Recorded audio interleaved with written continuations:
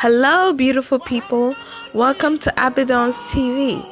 Abedons TV is a platform for people all over the world to share their testimony. Keep watching Abedons TV. Welcome to Abedons TV. The only TV station that can give you testimony. So powerful TV station helping people in this time to publish what the Lord has done for them. Go to Instagram, Facebook, YouTube. In fact, you can go to any social media platform, search for Abedons TV, upload your testimonies to motivate others across the globe.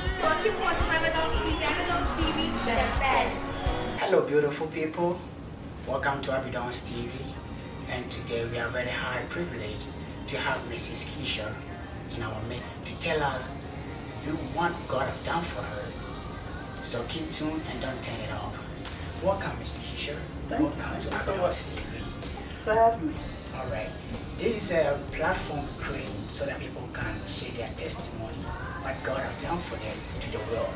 And can you tell us something about you? Where you from? Okay.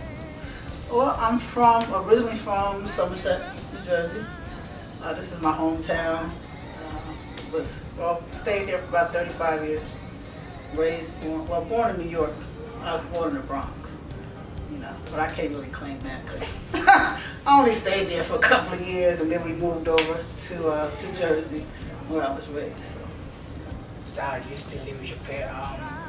When you're growing up, now it's different from the old life was different from now. So can you tell us more background about you, how growing up, what it was? With a family, with single parents, or still home? Like how was it like? Okay.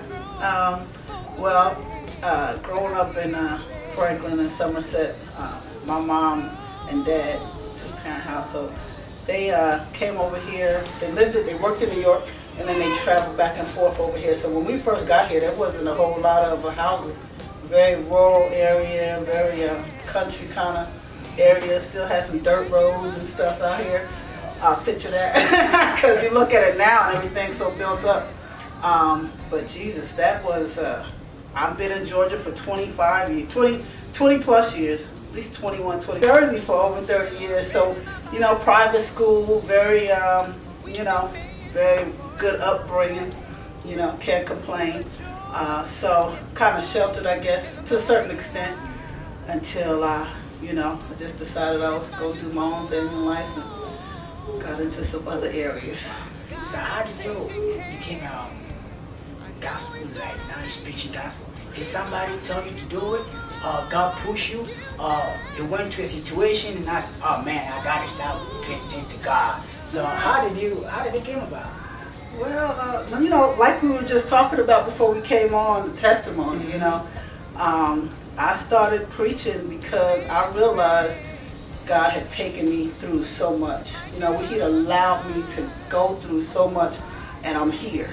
I'm got my right mind, and I'm not still doing a lot of the things that I was doing back in the day. And so after doing that, you come to the realization of saying, you know what, God, you kept me for a reason. And I just realized He had kept me for a reason. And for years, I was strung out on drugs and had a child when I was 13, 14 years old. Whoa. So it's just, like you said, the testimony.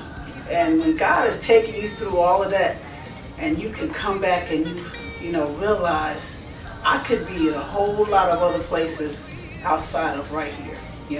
I could be dead, I could be in jail, I could still be strung out on drugs, I could, be in a whole lot of other places. And so the realization is, God did it for me. Yes, He's definitely a healer, a deliverer, but at the same point, He wants to do it for somebody else. He's not a respecter of person. The same thing He did for me, He wants to do it for His people. So you're saying about you went to drugs. How many years you was in the drugs? I started doing drugs probably, I was what you would call a child, problem teen, I started doing drugs, man, maybe 12, 13 years old. Oh man, that was too young. Yeah. So what are you doing, drinking, smoking? Or? Well, it starts gradually. It may start with a cigarette, because you try, at that age. Now granted, I came from a very good background. I didn't want for anything. We didn't struggle, financially. Anything that I wanted, asked for, I got it. But I always felt out of place. Always felt like I didn't fit in.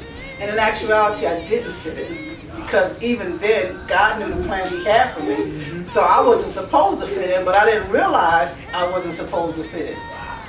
So in trying to fit in all your life and never really, feeling rejected, feeling, like the outcast, the black sheep, so to speak. So, you turn to other things, trying to fit in. And my brother and sister, they're like 5, 6 years older than me. So I always tried to be, want to fit in with their group. Because, their friends were able to come to the house and things. So I wanted to be in, with their crowd. So I always tried to feel older than I was. And it opened up some things that I shouldn't have been doing. Started with smoking cigarettes. From cigarettes you progress to, smoking weed, marijuana, etc. And then from there it branched off to other things. So, if somebody's watching now, what helped you to stop? Because I've missed a lot of people, and as a man, I can't deal without it. So, what helped you to stop? Well, part of my testimony is that it was nothing really out. It was nothing but God, because at the time that God delivered me, I didn't have a relationship with Him. I didn't pray. I wasn't reading my word. I knew there was a God, but I didn't. There was no relationship. And I was smoking the pipe. I was smoking crack, and it had gotten so bad that I got to a place of realizing if I didn't do something, I was going to either die or lose everything that I had. By that time, I had 2 children. So when I came to that realization, I said, okay, God. Talking to a God that I did not know. Okay, so this is, you say, people think that you got to get right before you can come to God. No, you come to God and He gets you right. That's it. You know what I'm saying? So it's like, you can't fix yourself.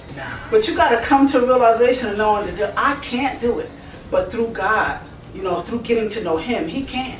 And so I just got to a point of, God, if you don't take this from me, I know I'm not going to be here.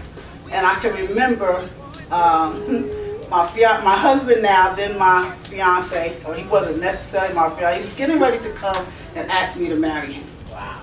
And I was in the kitchen, because I lived across the street from the biggest drug dealer there was in New Brunswick. Wow. So, and I got free drugs, because I'm a good person. Yeah. You good people. Anytime you want something, you just come and check me out, and I'll just give it to you. See, the devil was setting me up even then. He was trying to take me out, and I didn't know. But you did that all on me. You're a good person, and that was a setup. And so my fiance comes in, or my boyfriend at that time, baby daddy. He comes in and he says he's getting ready to marry me. He wants to ask me to marry him, and I'm literally in the kitchen acting like I'm cooking. But I was getting ready to hit. I was getting ready to hit. And he didn't know. Like, he knew I did other things. Yeah. He knew I was dipping and dabbing, maybe selling a little. I was doing a lot of other stuff. Yeah. But he didn't know that I was doing that. And when he came in and I had the can up to my face like this and I was getting ready to light it, he just looked at me and turned around. He didn't say a word. And so I asked him later, I was like, well, what did you think? What were you saying? And he said, I was just going to leave. And I didn't know that at that point. But I knew when he saw me, at that point, I was about to lose everything. Including my kids, including, the relationship that we had built, like everything. And that was enough I went to him and I said, you know what? I need to change. I need some help, and I do need to change, but I can't stay here. See, I realized I had to separate myself from that place, from that environment. You can't expect to stay in the same place and change. You understand? Yeah. You can't, when you struggle, you gotta be willing to separate yourself from the thing. Yeah, gotta strengthen you once you separate yourself to bring you back at a time where then you can help somebody. But you gotta get the help for yourself. So I had to move from that situation, and we decided to go to our alternative parents' house for a little while. And I can remember sitting in the middle of the TV room after my husband had moved everything out of the TV room, and you know, right in the middle of the apartment, there was just this one box. And I said, you know what, God, if you take this thing from me right now, I'll never go back. And, you know, it was just me and God at that moment, a God that I did not know. I got to keep saying that because, you know, like I said, people think you got to know God. No, you just got to be willing to surrender. You got to be willing to let him in. And so to a God that I did not know, I said, if you take this from me, I'll never go back. And literally, I sat on that box. I still had a little, you know, I was going to take that last hit. You know? So I sat right. I sat on the box, and I took that last hit.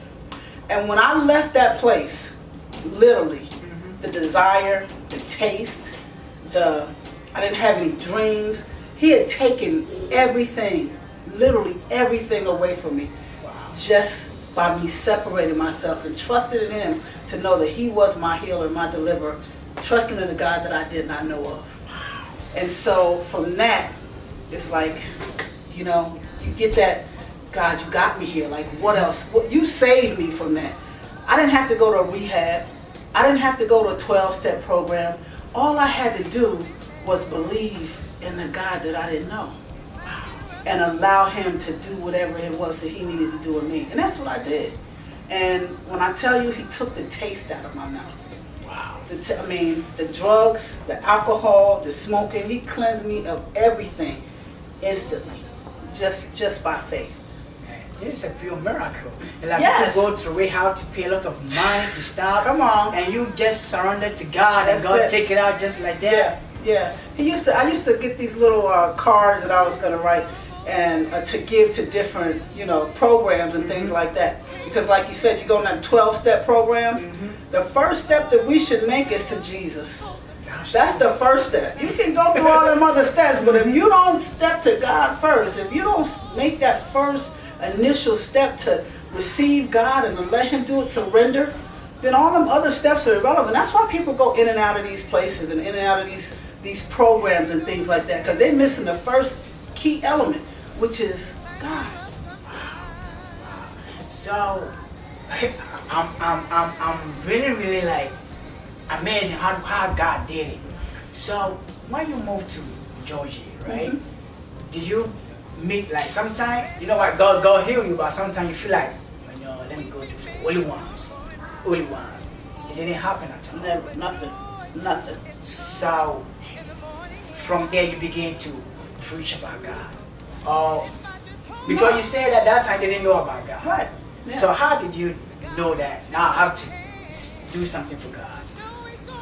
You know, life is a process. So it wasn't something that, you know, okay, God delivered me, he healed me, now I'm going to go preach the gospel. No, it's a process, you know what I'm saying? Yeah. You keep living.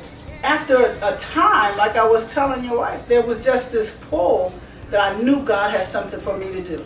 You know, I knew that, come on now, he literally took you from years of addiction.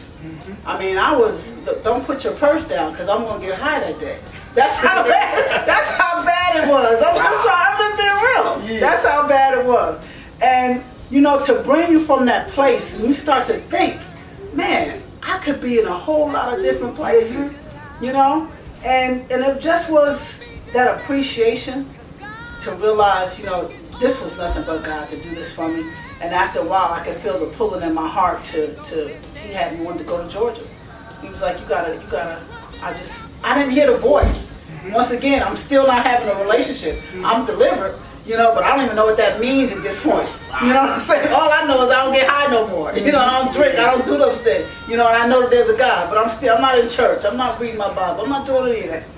But there was still this pull, you know, to come to Georgia. Now, mind you, me and my husband, we're both from this area. We're both from New Brunswick. He's from East Brunswick. I'm from Franklin. Yeah. So, you know, they didn't say, okay, I'll just jump up one day. I'm like, I'm going to Georgia. And he's like, I'm not going. Like, I don't know nobody in Georgia. I'm not going to Georgia. And I'm like, yeah. Okay, I said, I'll tell you what. You stay here with your mama, and I'm going to go. Now, I wasn't working. I had 3 kids by this time. Okay? He was the only one working. And I'm telling him, no, you stay here. I'm leaving. That didn't even make any sense, right? But it was like, okay. So he agreed to, you know, travel with me for my birthday weekend, Memorial Day weekend. And we go down, And literally, we get down to Georgia. We drive down just for the weekend. We get to Georgia because the urge had gotten so strong. It had been like 2 or 3 years. I just felt this pull. And after it got so strong, like, I gotta go. Like, I don't know what you're doing, but I know there's something that God still didn't know, that this God has for me to do there because I'm still here. And so it just got like crazy strong. And so I said, okay, I'm going. He agrees to go down for the weekend. We go down with 1 weekend. We see a couple of houses we like, and it's like, okay, let's move. Just like that. Wow. So when I go back to Jersey and we sell everything, pack up our kids, sell everything, whatever we couldn't sell, we gave away, threw away, and we're just going. We're just going to believe that God is going to do something. And still not actually saved. I just got to keep putting that out there because that's amazing how a God that you know not of still knows you and loves you enough to take you to a different place so that you can then come to know him. Because it's only in the separating from the familiar things that God is able to really start dealing with your heart. Because now you got no more distractions. Now you got nothing else to depend on but him. And so it took him to take us to Georgia to really, I got saved in Georgia. I gave my life to Christ in Georgia. My kids, my family, we all came to, understand who God was in Georgia.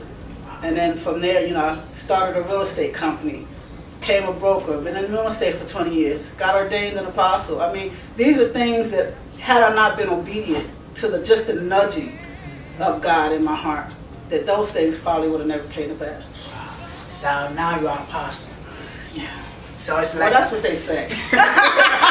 it's like God telling Abraham, leave your fatherland to the land I'll show you. Exactly. So God just telling you, leave New Brunswick to the land I'll show you. That's right. And just moving to Georgia, I'm not working with faith. Just move it, and now, man, this is really, really God testimony out there. This is really good testimony. But I want to ask you one question. There are a lot of people right now, young, old, going through many things. Drugs, depressed. They don't know. They know God. I have to say, they know God. I have to tell us that don't wait to be perfect. Come to God and God will make you perfect. Right. But people don't understand. Right. People don't get it. Is there any way you can talk to them so that they can know that still God got you? Yeah, I sure can. I'm going to say it the way that's in my heart. Like you said, that know God, there's a different knowing of God. You can know of somebody, like I know of you. But unless we have a relationship, there's no real fellowship. And we can't grow together. I can't impact your heart. You can't impact my heart without us having a relationship. So I would say to those people that are saying, you know what, I know of a God. I've heard about God. I know God. I would say invite him in for the relationship. Because until you have a true relationship with him, the change that we are desiring, the things that we need him to clean up on the inside of us, those things come through relationship. Those things come through the spending of time with him.